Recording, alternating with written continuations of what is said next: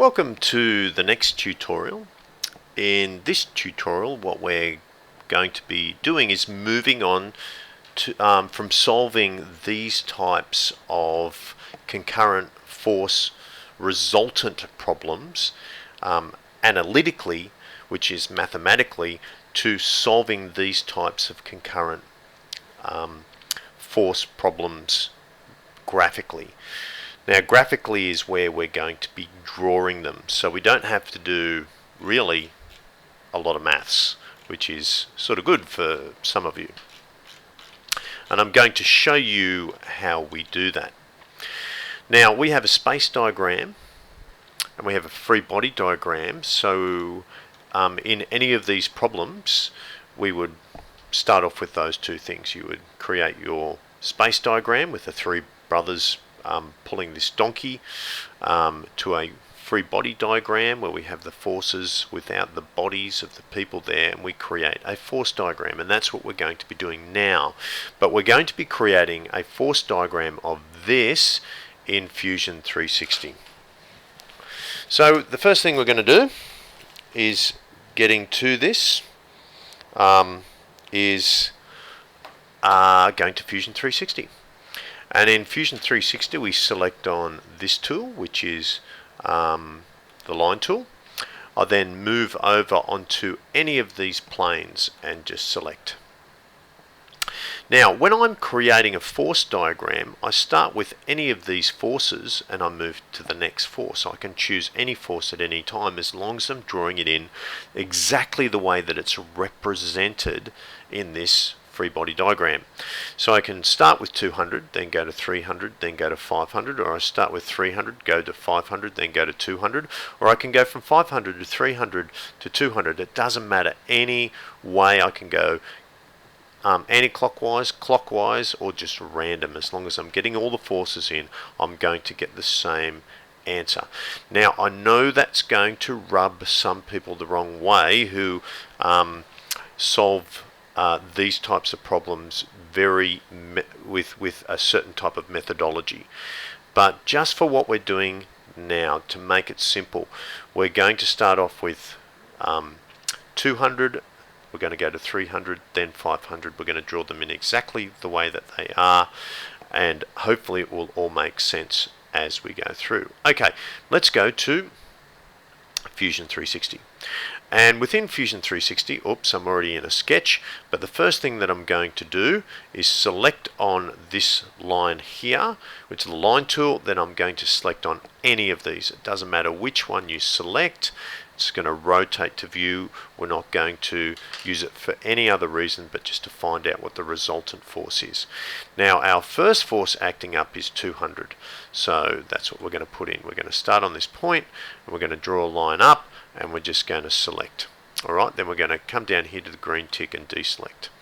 Now, to put an angle in, I'm going to draw a line in like so, but I'm going to make sure construct is selected, and I'm going to draw that line up and then select on the green tick to finish that line. Now I can do some dimensions, so I press D for dimension. I'm selecting on here and I'm bringing this out and I'm typing in 200.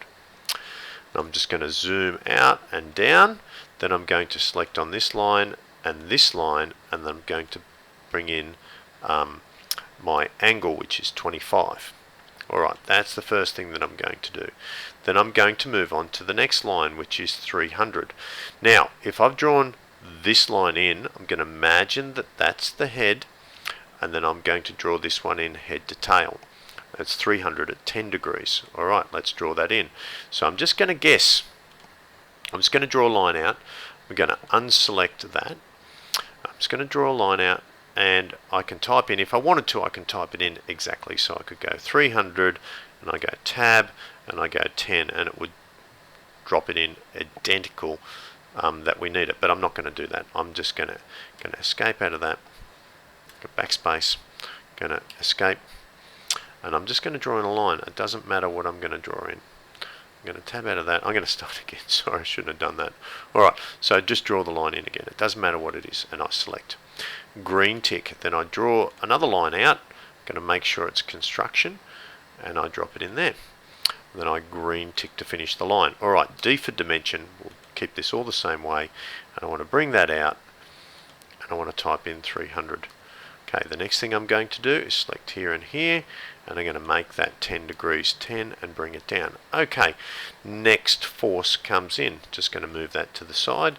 Let's have a look what that's going to be. It's going to be this 500 force. It's going to be 45 coming down. So that's what I need to do. Or on Google Maps, I don't want to do that. Okay, select, and I'm coming down. Make sure that's deselected, and I'm just going to draw the line down any way I like, and then green tick to accept. Then I'm going to come to the midpoint, select, and make sure that I get the angle in perfect that it is there. Going to select on the green tick, and then D for dimension on the keyboard.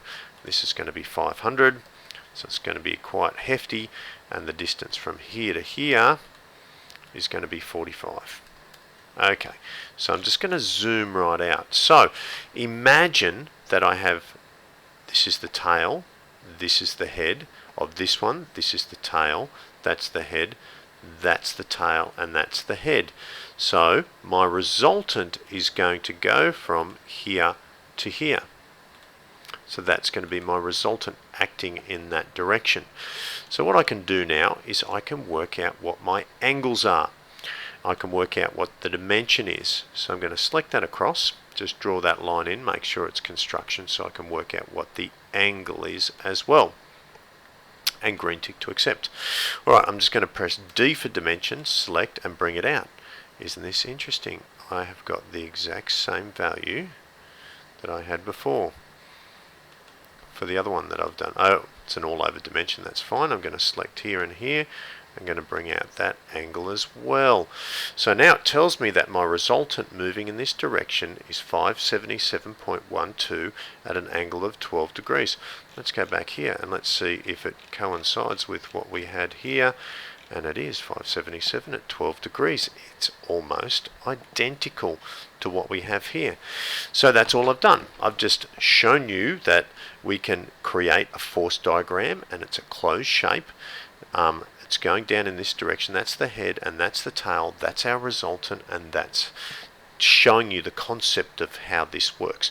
We're now going to do this on a piece of paper. That's the end of this tutorial.